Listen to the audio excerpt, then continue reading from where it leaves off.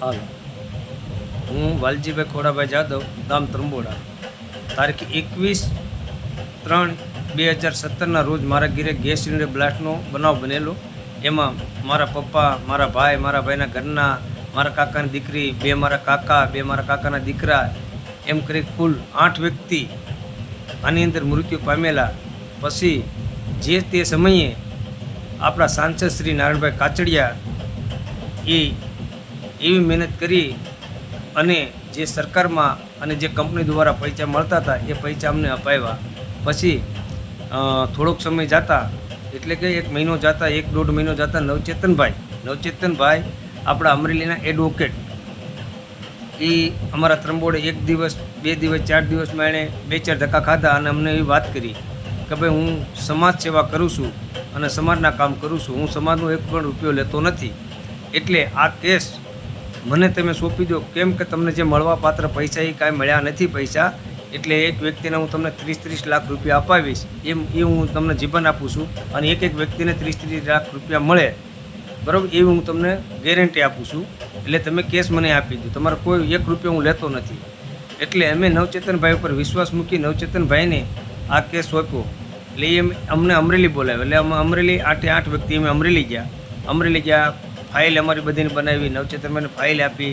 પછી થોડાક સમય પછી અમે એને પૂછ્યું કે નવચેતનભાઈ આપણો કેસ, તો નવચેતનભાઈ અમને એવું કીધું કે 2 લાખ રૂપિયા આપણે અમરેલીમાં કેસ હાલતો નથી, આપણો અમદાવાદ કેસ કરવાનો છે, એટલે અમદાવાદ આપણે ફી ભરવી પડે. એટલે અમદાવાદ ફી ભરવી અમને તો કોઈ ખબર નહોતી સાહેબ. એટલે અમે એને 2 લાખ રૂપિયા અમરેલી જઈ હરેશભાઈ મકવાણાના હસ્તક અમે એને એની ઓફિસે 2 લાખ રૂપિયા આપ્યા. પછી નવચેતનભાઈને મેં ફોન કરીને પૂછ્યું તો કે આપણે ફી ભરવાની ભરાઈ ગઈ અને હવે મારે અમદાવાદ જવું પડશે, એટલે ડીઝલ પેટ્રોલના પૈસા તમારે આપવા જોઈએ. એટલે મેં એને 10,000 રૂપિયા બીજા ડીઝલ પેટ્રોલના આપ્યા કે ભાઈ આપણો કેસ લડે છે, તો એને 10,000 રૂપિયા એમ પાછા આપ્યા. પછી નવચેતનભાઈને ફરીથી પાછો મેં ફોન કર્યો.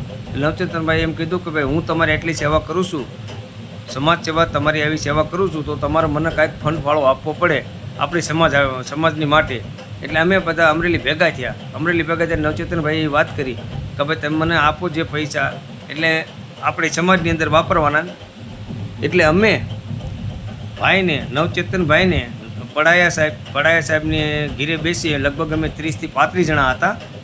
એની અંદર અમે 1,51,000 આપ્યા. ત્યારે ભાઈ નવચેતનભાઈ એવું બોલ્યા કે આ પૈસા આપણે એક સ્કૂલ બનાવવાની, જે આપણી સમાજના નબળી પરિસ્થિતિના કોઈ પણ બાળક એમાં ભણવું હોય એના માટે આ પૈસા આપણે ઉપયોગ કરવાનો, એવી અમારે વાત થઈ.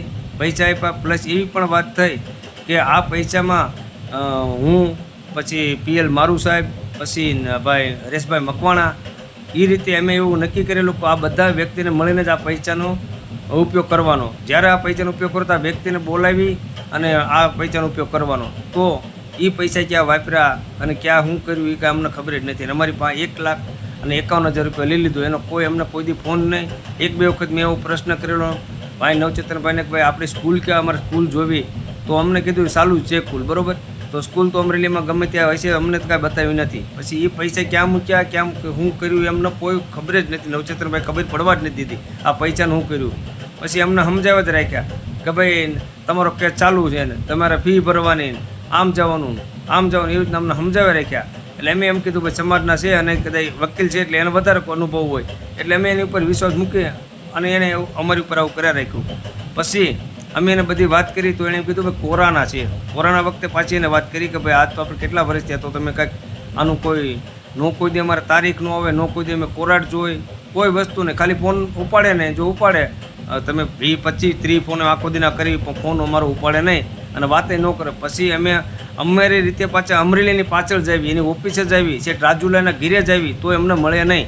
પછી 1-2 વખત અમને ભેગા થઈને એમ કીધું કે ભાઈ હું કેસ લડું છું. તો અમે અમારા જે સંબંધી અમદાવાદ છે સાહેબ, એણે અમને એવી વાત કરી કે તમે મને કંઈક નંબર આપો ને, તમારો કેસ નંબર, તો હું તમારો અહીંયા કણે કેસ જોઈ લઉં કે ક્યાં તમારો કેસ ચાલુ છે. તો અમે નવચેતનભાઈને ત્યાં અમરેલી ગયા, એને વાત કરી, તો એણે કીધું કેસનો નંબર તો આજે નહીં આપું, કાલે નહીં આપું, બરાબર, કેસ હું લડું છું, આવી જ અમને વાત કર્યા રાખી. અને જ્યારે અમદાવાદ જવાનું થાય એટલે અમે સામેથી ફોન કરે કે ભાઈ તમે અમદાવાદ જવાનું, તો મને ડીઝલના અથવા પેટ્રોલના પૈસા આપો. એટલે અમે 10,000 રૂપિયા પાછા એને આપી કે ભાઈ આપણો કેસ લડે છે ને અમદાવાદ જવું હોય. આવી રીતના નવચેતનભાઈએ અમારી હારે છેતરપિંડી કર્યા જ રાખી અને અમને આવી રીતના બાટલે ઉતારી જ ગયા. એટલે આ સમાજ સેવા કહેવાય સાહેબ, કે આ સમાજને મારવાનું કામ કહેવાય. એટલે નવચેતનભાઈને મારી વિનંતી છે, નવચેતનભાઈ આવું ના કરો અને રહેવા દો.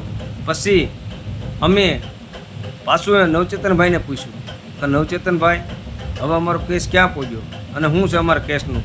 નવચેતનભાઈ એવું કીધું કે ભાઈ તમે કેસ હારી ગયા છો.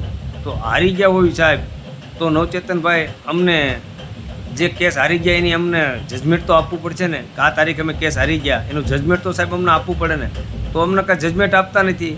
તો મારી એવી વિનંતી છે નવચેતનભાઈને અને આપણા સમાજના આગેવાનોને, તો નવચેતનભાઈ મારી ફાઇલો 8/8ની પાછી આપી દો અને તમારે ત્યાં ન થાય તો મારા પૈસા મને પાછા આપી દો. જે તે અમે ખર્ચો કર્યો 7 વર્ષથી, 7 વર્ષમાં જો તમારા કેસનો કોઈ ચુકાદો આવતો ન હોય નવચેતનભાઈ, તો તમે આવી રમાડવાની વાત ન કરો અને રહેવા દો સાહેબ.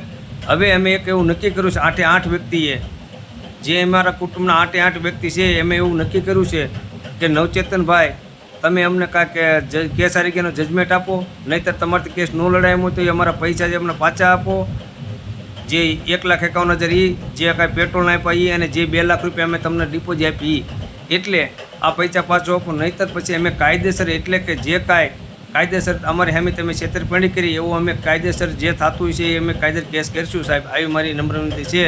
એટલે નવચેતનભાઈ આનો ચુકાદો અમને ફટાફટ આપો, નહીંતર પછી અમારે કાયદેસર કરવું પડશે સાહેબ. કેમ કે તમે અમારે અમે બધી આવી રમત જ કરી ગયા છો અને અમને આ ભોળવા જ રાખ્યા છે. બરાબર. એટલે નવચેતનભાઈ કંઈક સમજી અને અમારો આ પાર પાડી દો. બરાબર. નહીંતર પછી હવે અમારે કોઈ પણ કાયદેસર કાર્યવાહી કરવી પડશે. જય ભીમ.